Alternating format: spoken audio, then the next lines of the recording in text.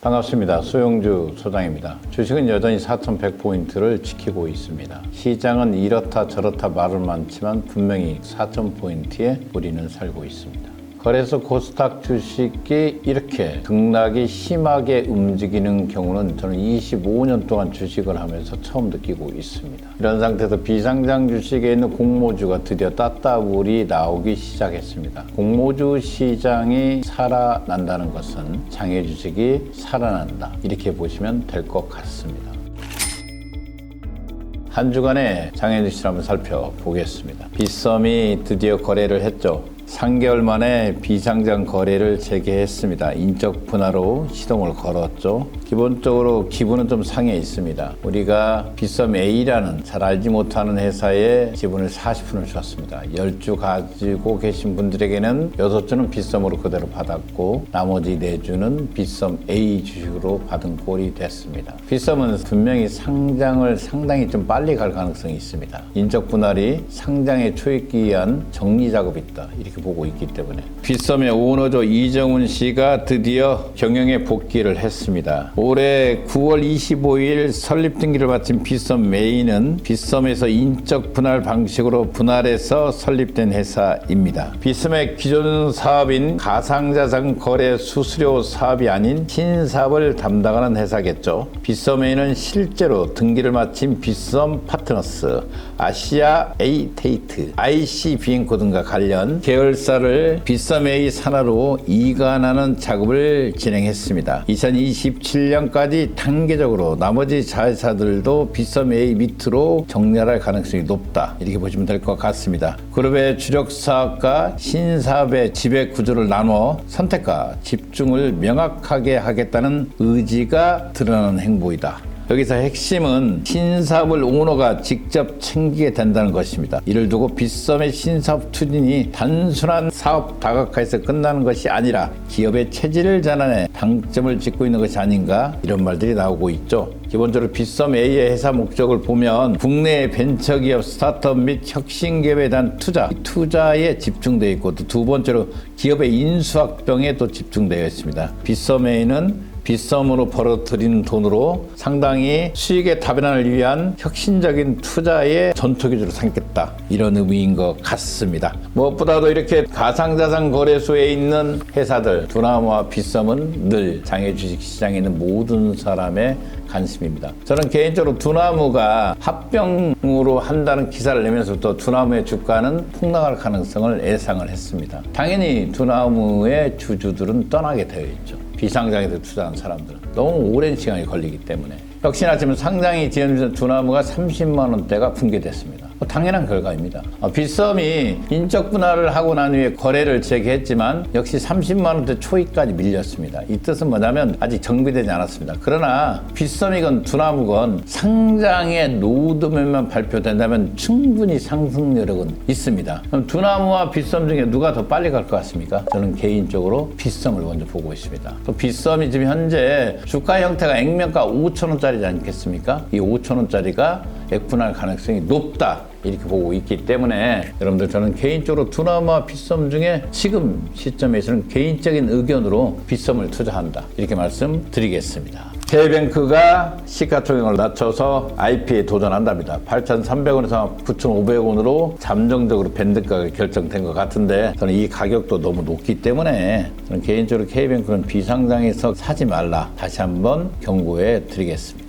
오랜만에 비상장 벤처 회사에 근무하고 있는 직원들에게 좀 희소식이네요. 스톡옵션 족쇄가 좀 풀렸습니다. 최대 20억까지 가능하다고 하고 있습니다. 기본적으로 작업력이 부족한 벤처 스타트업의 우수 인력 확보를 위한 조건이 바로 스톡옵션이었죠. 이런 상태에서 비상장 벤처가 시가보다 낮은 행사 가격으로 주식 매수 선택권을 부여할 수 있는 최대한주를 20억까지 확대했습니다. 참 좋은 얘기입니다. 그래야만이 좋은 인재들이 오지 않겠습니까? 이런 기사들이 비상장 주식을 살리는 기사다, 이렇게 말씀드리겠습니다. 서울로보틱스가 앞서 방송했지만 일시장에 진출을 가속하고 있습니다. 도요타 그룹의 일존 프로젝트 합류에 논의를 하고 있고 앞서 닛산까지 들어가 있는 상태죠. 서울로보틱스가 7월 31일 날 청구를 했습니다. 저는 개인적으로 한 다음 달이면 어떤 식으로든지 심사 결과에 대해서 나올 가능성이 있다. 개인적인 의견으로는 AI 시대, 이 시대에 굳이요 서울로보틱스가 뒤로 밀릴 일은 없다. 최초의 AI 자동차 자율주행 회사가 상장되는 의미도 크지 않겠습니까? 이런 상태에서 굵직한 뉴스들을 지속적으로 흘러보내고 있습니다. 회사는 실적을 바탕으로 미래의 성장성을 먹고 가격이 결정된다, 이렇게 보시면 될 것 같습니다. 다음 달쯤에 나오는 서울로보틱스의 심사 결과는 상당히 좋은 뉴스로 나올 가능성이 있다, 개인적인 의견을 말씀드렸습니다. 여러분들,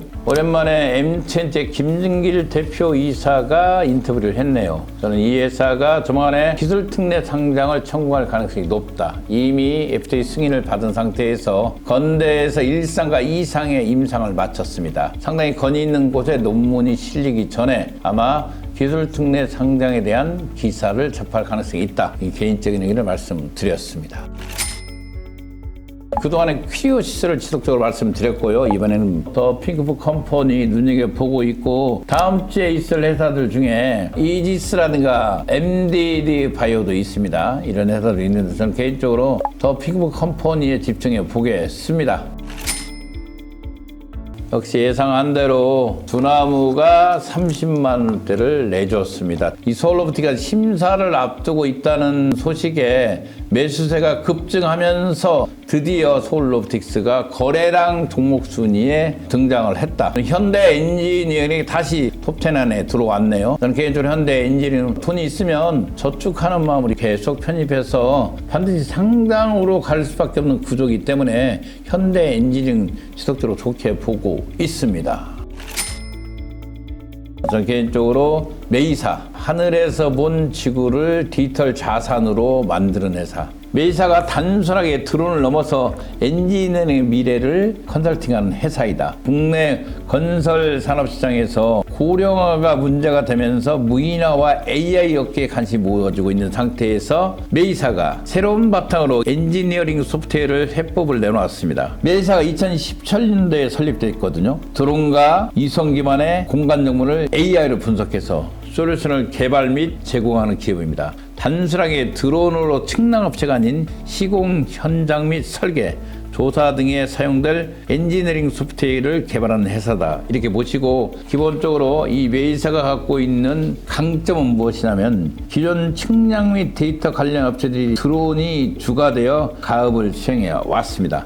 반면 메이사는 드론과 이송 등이 단순한 데이터를 얻기 위해 도구로 사용되고 있을 뿐 획득한 데이터를 해석하고 업체들이 원하는 결과값을 얻을 수 있는 엔지니어링 AI 소프트웨어를 개발하고 있다.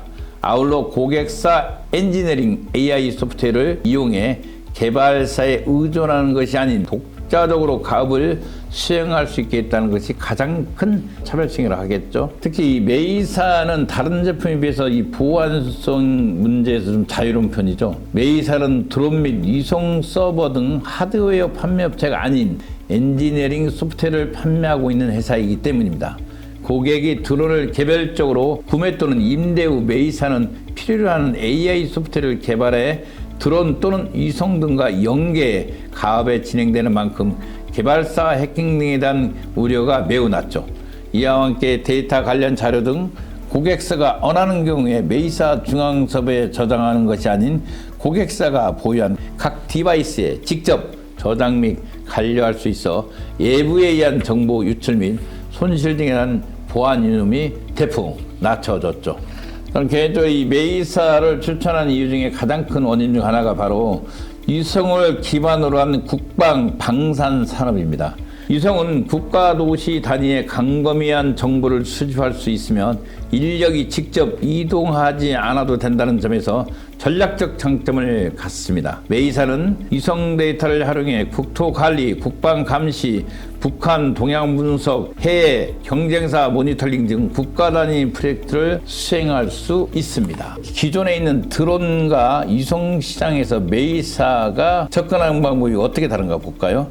메이사는 시장에 개척하는 프론티어로 성장하고 있습니다. 건설 현장에서는 드론 활용이 늘고 있지만 대부분 단순 촬영에 그치고 있습니다. 반면 메이사는 이를 3D 모델링과 결합한 스마트 건설 플랫폼으로 확장하여 시장을 선도하고 있죠. 국내 모든 건설사들이 거의 대부분 이 메이사를 사용하고 있습니다. 또한 위성 산업을 역시 기존에는 B2G에 국한된 시장이었으나 메이사와 같이 민간 기업의 참여로 새로운 영역이 확장되고 있죠. 또한 메이사가 글로벌 시장에 적극적으로 나서는 중입니다. 특히 일본에서 드론 위성 기반 플랫폼을 건설사에 공급하며 사업을 확장하고 있고 일본 3위 건설사와 1년 이상 현장 적응을 지속적인 규모로 늘리고 있습니다. 또한 지난달에는 일본 최초로 인공위성 기반 건설 모니터링 솔루션을 상용 적용하는 성과도 거뒀죠. 상장 또한 단계적으로 준비하고 있습니다. 지난해 말 키움증권을 주관사로 선정했으며 내년 상장을 목표로 하고 있습니다. 비상장의 한계로 인해 대규모 투자 집행에 제약이 있었지만 상장을 통해 확보한 자금을 기반으로 국내에서 인정받는 기술을 글로벌 시장에 본격적으로 확장해 나갈 계획이다. 이 대표이사가 말했네요. 2026년도 바로 내년에 상장을 목표 두고 있기 때문에 저는 개인적으로 이 메이사 이런 기업들이 또 여러분들에게 또 복을 주지 않겠습니까? 개인적인 분석이기 때문에 여러분들 참고만 해주시기 바라겠습니다. 오늘 또 감사합니다.